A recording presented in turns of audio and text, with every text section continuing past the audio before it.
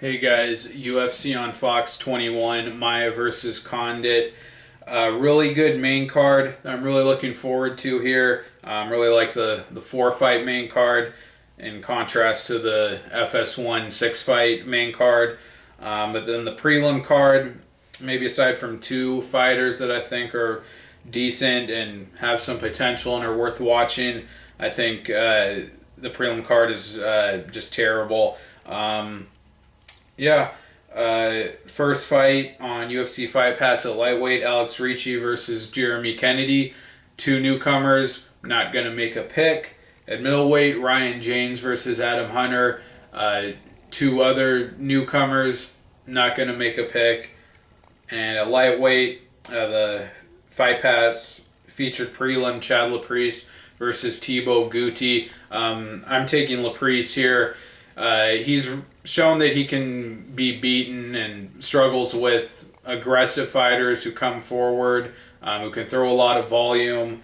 Gouti, I don't think is that fighter, although he did show some power against Olivier Aubin-Mercier. At one point in the fight, rocked Mercier, but I thought the rest of that fight was pretty uncompetitive, and especially his debut fight against Teemu Packalén got knocked out pretty quickly in the first round, and Packalén was just coming off of his debut loss against Mikel Laboute, where I thought he looked pretty amateurish, definitely not UFC level.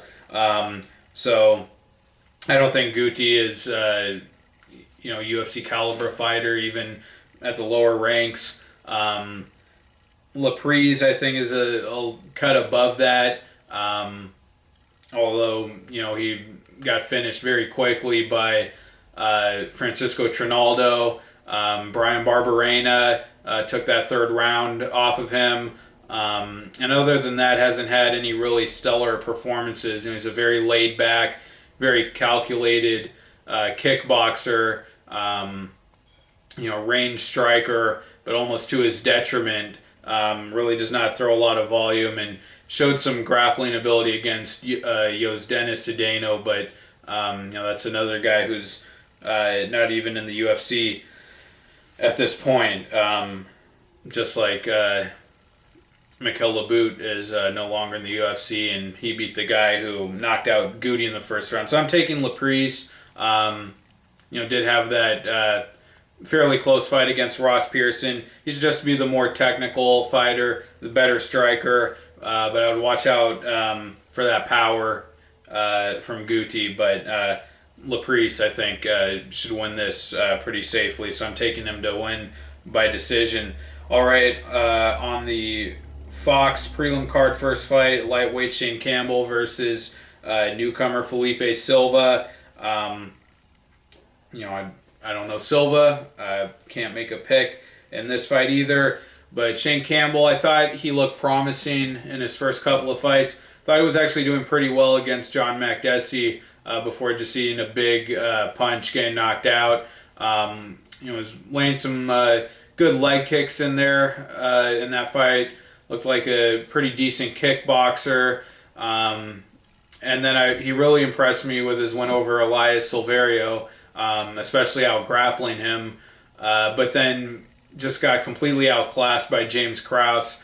Took a big beating in that fight and then got finished. Was in the second round by Eric Koch in his last fight and was not competitive at all there. So I think we've seen his limits. Not a UFC mid-level UFC caliber fighter, I don't think so. I don't know. At middleweight, Gareth McLellan versus Alessio Di Chirico. This is probably not the consensus pick, but I'm taking Di Chirico.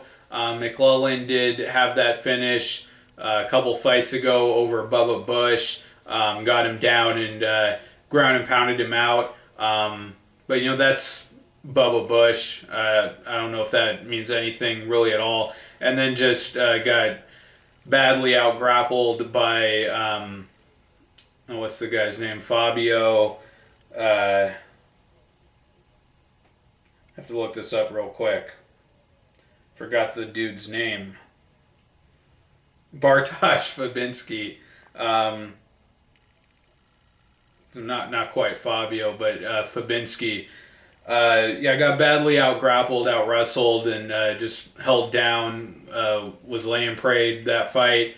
And then just got destroyed on the feet in his last fight by Magnus Siedenblad. Alessio Di Chirico, coming off of his debut loss to Bojan Velikovic, looked pretty low level himself. Probably not a UFC caliber fighter. He was very inaccurate with his striking. Didn't have much diversity to his striking. Just kind of basic strikes over and over that he couldn't really connect with. A 1-2 game, but he was in there. Fought 3 rounds where he managed to not get hurt or not really get outclassed by Velikovic, who fought to a draw with Michael Graves. So maybe in hindsight, that fight raises his stock a bit. Maybe not. But I just don't think McLellan really has this overall skill or the striking. He does seem to be aggressive, and if he gets it to the ground, I think he'd have an advantage there. I think Di Chirico was taken down a few times by Velikovic. But I think Velikovic will have the better kickboxing game, will stay away from McLellan, not get taken down, and just kind of win a pretty uneventful decision. So I'm taking Di Chirico here to win a decision. All right, and at featherweight, Enrique Barzola versus Kyle Bochniak. I'm taking Barzola. Bochniak, I don't remember his fight all that well against Charles Rosa, his debut fight. I do remember thinking he won it, though. That Rosa, his performance in that fight was overrated. That's what I remember thinking. But also remember thinking that it was a pretty close, uneventful fight that took place, I think, almost entirely on the feet. But it wouldn't matter. Even if I rewatched that fight, I would still take Barzola. This guy's very athletic, relentless, and a really persistent wrestler. That performance he had against Horacio Gutierrez to win Tough Latin America 2, I thought was a really nice wrestling clinic he put on. Just a very high pace, high energy fighter, and not against the best level of competition. Not the worst one either, but if he can translate some of that wrestling game to more UFC caliber fighters, I think we're talking about one of the better wrestlers in the UFC, maybe, or at least one of the more dominant wrestlers. So I really like what we've seen from him. Had a submission win too in the house, I think over Cesar Zamendia, but. Yeah, I'm taking Enrique Barzola here to win a decision, to get it done with the wrestling. I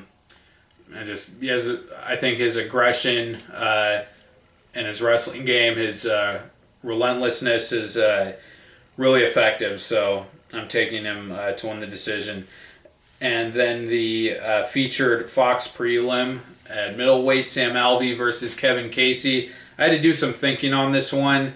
I think people really love to hate on Kevin Casey. He did have that fight where he quit, he gave up on Tough, and has only had one actual win in the UFC against Bubba Bush. That was his debut fight, and I think he got popped for Pettis after that fight, I think.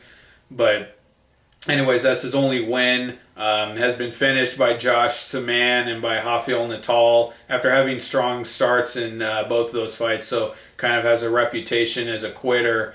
And then in his last fight against Elvis Mutapcic, fought to a draw, although I thought he showed a decent grappling game for the level of competition he's fighting. He he does have that game where if he's able to impose his size, his physicality on you, he can grind you out. Where you against the cage, he controlled Ildemar Alcantara to win a decision in that fight. But I think Alvey is more athletic than that. He was controlled in the clinch by Elias Theodorou. And his striking game, while he has big knockout power, has not been all that consistent. I mean, lost a decision to Tom Watson in his debut. But I think he is more dangerous than Casey. I mean, definitely is on the feet. A real opportunist. Got that submission against Spicely in his last fight. So I think he's adding skills. He's dangerous. And I could see Casey, maybe taking a round or two off him with the wrestling, getting him down. And Casey's not bad on the feet. I mean, he stunned Natal with some shots in their fight. But I don't like him to keep up that wrestling game for 3 rounds. Casey's not a very consistent fighter. And, just like he let Mutapcic get back in it, let Natal turn it around and get the finish on him. I think Alvey, if he does get taken down early, he's going to come back and start throwing on the feet and catch Casey. So I'm going to take Alvey here. I think by late knockout, probably maybe 3rd round. But I do think Casey has a chance to push him a bit, to test him with the wrestling and grappling, but I don't like him to get the win. So Alvey's more dangerous. I'm taking him for a late finish, maybe even a decision. But yeah, I like Alvey. All right, on to the main card at lightweight, Joe Lauzon versus Jim Miller. A really interesting matchup.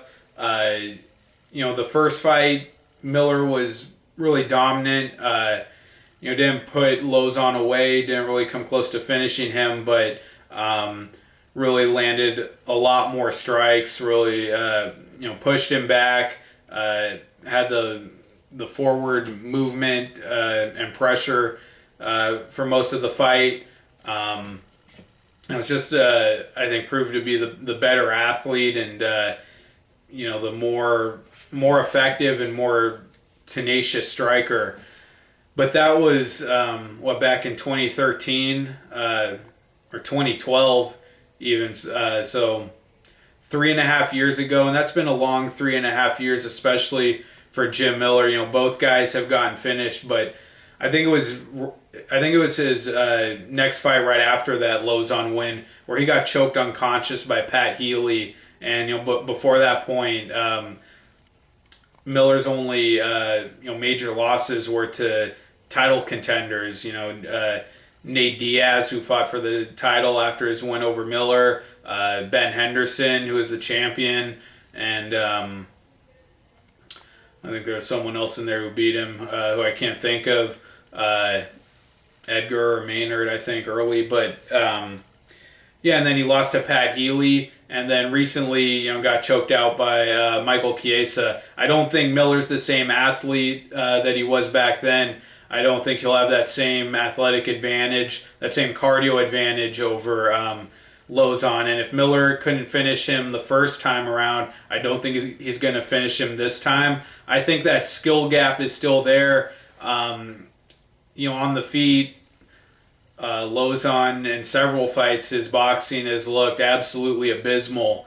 The Michael Johnson fight, I thought even the Mac Danzig fight, which no one talks about, I thought his boxing was pretty bad in that fight. And then especially most recently against Evan Dunham.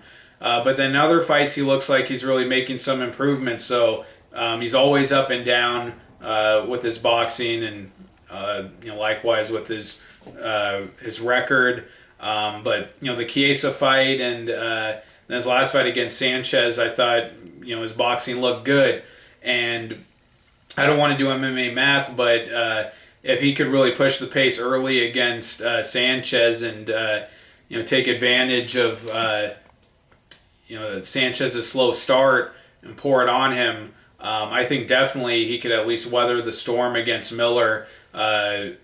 who's really started strong and quickly faded over the last couple of years in his fights. Like in the Cerrone fight, maybe won the first round, gets knocked out in the second round, and that's another finish to add to the fights where he's been finished over the last couple of years. So I think Miller has really taken a lot of damage at this point, and Lauzon was knocked out also by Iaquinta a couple of years ago. But I don't know if he's taken as much damage as Miller, at least hasn't been finished. And also on the ground, I think Miller has the better submission game. He has better subs over better guys. He's submitted Charles Oliveira, submitted Fabrizio Camoys. I think the guy's a more technical submission artist, more technical positional grappler even, and definitely a better striking game, but I just don't think he's athletically where he was the first time that they fought. I don't think he has the same cardio. I think he might have a strong start here, but I think he will break. And then Lozon, always has great cardio, is always, the same guy in the third round that he is in the first. So I think he's really going to overwhelm Miller at that point when he fades and either hurt him on the feet or take his back. Also the Dariush fight, which I didn't mention, Miller got out-grappled pretty dominantly as that fight went on. So I just think Miller, he's really been fading in his fights, and I think he's going to give Lauzon that opportunity to come back. So I'm taking Lauzon here by third round submission. All right, women's strawweight, Paige Vanzant versus Bec Rawlings. Not much to say about this one. I think Vanzant is going to dominate her. I don't really know how Bec Rawlings compares to Alex Chambers as far as their well-roundedness, their overall MMA skill level. But I think this is an easier fight. Of course, definitely easier than the Namajunas fight, and even easier than the Felice Herrig fight. I think Herrig is a better fighter than Rawlings. I'd say that pretty confidently. So I think this is an easier fight for Paige Vanzant. Rawlings really struggled with the wrestling and control of Heather Jo Clark, and Vanzant is a relentless grappler and wrestler. Even adding skills to her game, hit the armbar on Alex Chambers, and if she could stop the submission game of Felice Herrig, if she could control her in the scrambles and still get off that ground and pound, I think she can definitely do it to Bec Rawlings. Rawlings is tough, but not really a skilled striker either. I think the fight against Ham was really close, and she was lucky to escape with the decision there. So, she had the submission win over Lisa Ellis, which was a nice one, but Vanzant I just think is better everywhere. She's rapidly improving, which Rawlings hasn't really shown. And more than anything, she just has that pressure grappling and wrestling, which I think is really going to, be Rawlings' undoing here. So I'm taking Vanzant. I can see a late finish. I think she could, control her enough on the ground, get off enough ground and pound to finish her. But Rawlings is pretty tough. Decision, not quite sure yet, but I like Vanzant big here. All right, at featherweight, Anthony Pettis versus Charles Oliveira. This one's been really tough for me. I've been doing a lot of thinking on this one. I'm going to take Pettis here, though. In the past, I've been really quick to write fighters off when they've had, bad skids like the one that Pettis is currently in, and especially Junior Dos Santos. I picked against him against Rothwell. I see this as kind of a similar situation. I think Oliveira is much more skilled than Rothwell, but just the fact that this guy who used to be great, a former champion in both cases, suddenly just, looked like a shell of himself. I thought there was no coming back. And the thing with Pettis is that he hasn't even, been blown out of the water. He hasn't been knocked out. He hasn't been taking damage the way that Dos Santos did, in several fights. All the damage he took against Kane and then against Miocic and getting knocked out by Overeem. Nothing like that has happened to Pettis. Has looked lifeless, uninspired, maybe outmatched, outskilled, but hasn't taken that damage. So I think the road back for him could be a much more manageable thing than what a guy like Dos Santos had to overcome to get back, on the winning track. So I think that skill is still there for Pettis. I think he's going to be the better striker against Oliveira. Oliveira's striking has improved, but still a guy who is getting hammered by Nick Lentz. And Nick Lentz is a close the distance, shorter fighter in the pocket. He had that advantage, and Pettis isn't a pocket striker, but I do think from distance he still has a big skill advantage. Oliveira uses his strikes well to close the distance, but definitely isn't Barbosa.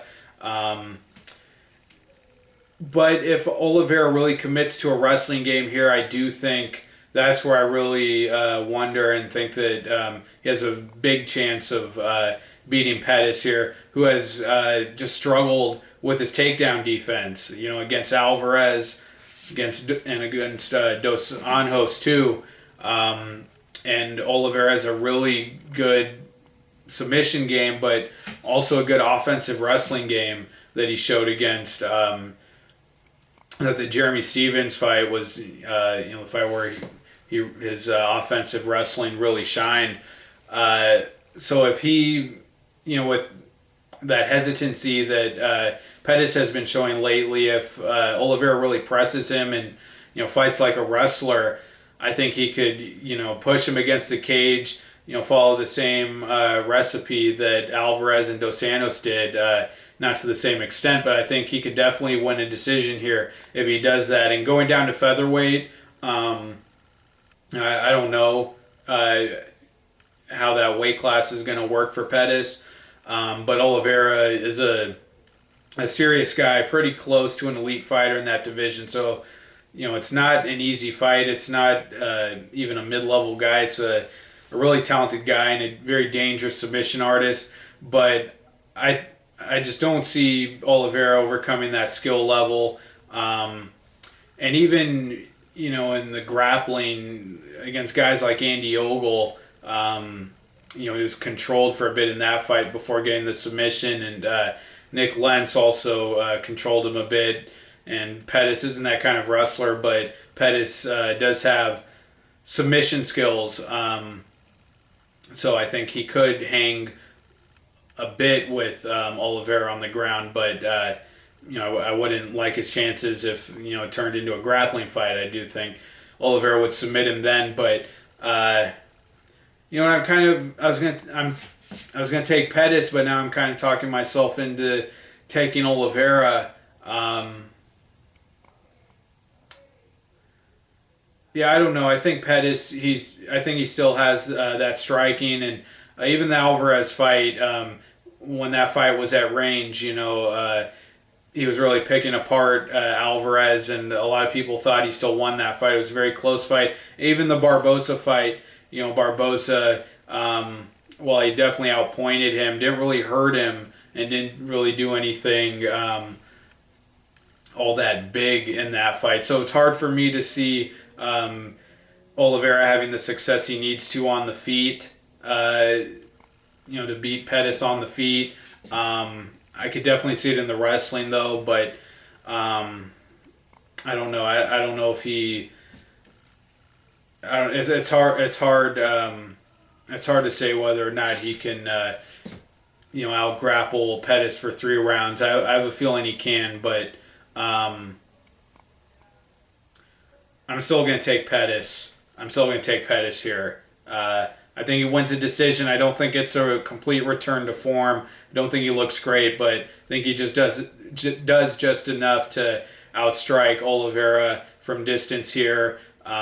Proves to be the more skilled striker at least, and wins a decision. So I like Pettis, but that's a really competitive, close, tough fight to call. And then the main event at welterweight, Damian Maia versus Carlos Condit.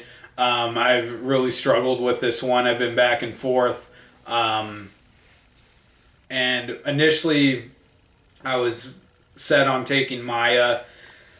Condit has just struggled with the wrestling and grappling too much in the past. Even the Martin Kampman rematch got held down and out-grappled for a round in that fight before he was able to turn it around, keep it on the feet, and just light him up on the feet. But the Hendricks fight got out-wrestled. Did make it really tough for Hendricks on the ground. Was attacking with Kimuras constantly and always has an active guard and a good defensive guard. But still was out-wrestled at the end of the day. And same thing against GSP, even taken down by Tyron Woodley. And I think Maia has just been looking so good. He's been so impressive, really committing to his grappling game more than ever now. And I think he's a better wrestler than all of those guys I just mentioned, even Johnny Hendricks. Maia's one of the best wrestlers in the UFC, absolutely. So I think he's going to utterly dominate Carlos Condit for, at least 2 rounds here. But I just cannot trust Maia's cardio, especially in a 5-round fight. It's why I picked against him, unwisely, but I did against Nelson in his last fight against Matt Brown. But that cardio, just one too many times, he's just completely fallen apart and lost it at the end of fights. And the last time he was in a 5-round fight was against Ryan LaFleur, where he just was gassed by the 5th round. He was falling to his back, and I can't remember who the ref was, but he warned him that he was going to take a point if he kept doing that, because he just could not even stand upright on his feet, kept falling to his back. And Ryan LaFleur didn't follow him to the ground. He wanted him to stand up. And that was against Ryan LaFleur. I mean, this is Carlos Condit now. And if he starts doing anything like that, which I do think he's going to do, because he hasn't proved that he can go 5 solid rounds against, a fighter the elite level of Condit. So if he gives Condit that opening, Condit's not a one-shot knockout striker, really. I mean, he has some of those, but I think he's definitely just going to put the volume on Maia until he breaks him and finishes him. And he doesn't, I don't think he needs long to do that, especially against a guy who gets as tired as Maia does. Against GSP, when he was getting just dominantly out-wrestled, still landed that head kick, and the Roy McDonald fight way back, showed how tough and his mindset to never quit and get that finish even when he's down.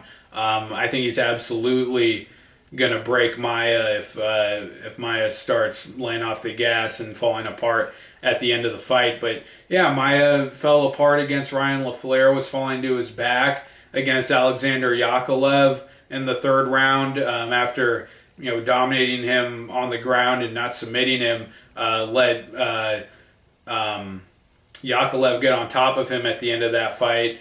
Started getting off some ground and pound. I just don't trust Maia's cardio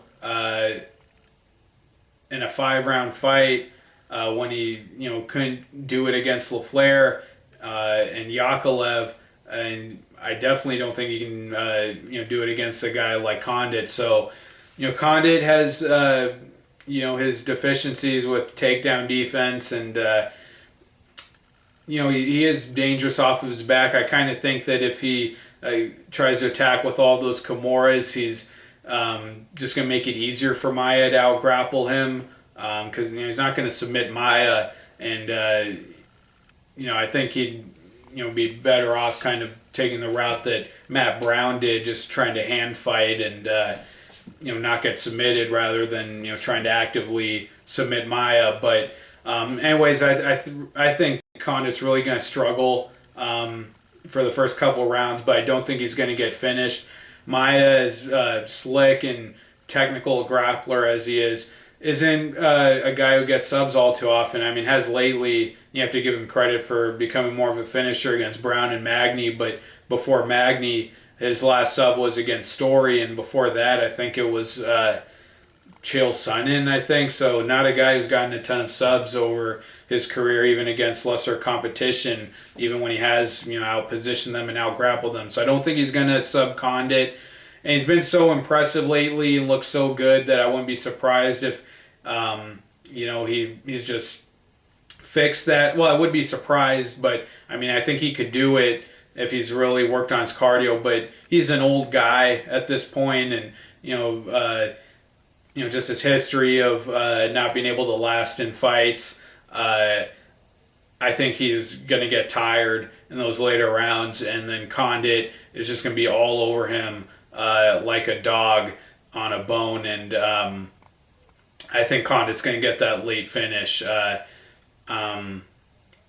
Maia's just done it one too many times for me to be able to take him here in a 5-round fight. So I'm taking Condit. It depends when Maia's gas tank runs out. Could be the 3rd, 4th, or 5th round, but I'm gonna say 4th round, 4th or 5th round finish for Condit. TKO. That's my pick. All right, guys. That's it. Thank you for watching. I'll see you in the next video. I don't even know what the next event is. I'm honestly getting sick of all the UFC events going on. Arlovski versus Barnett is the next one. I'll try to get back to getting these videos out earlier. Look out for a video where I show you my updated ranking for UFC Fantasy. Have to do that soon. Yeah, guys, thanks. Take care. See you next time. Oh, and follow me on Twitter. Link is in the description at MMA Breakdown 0. Bye.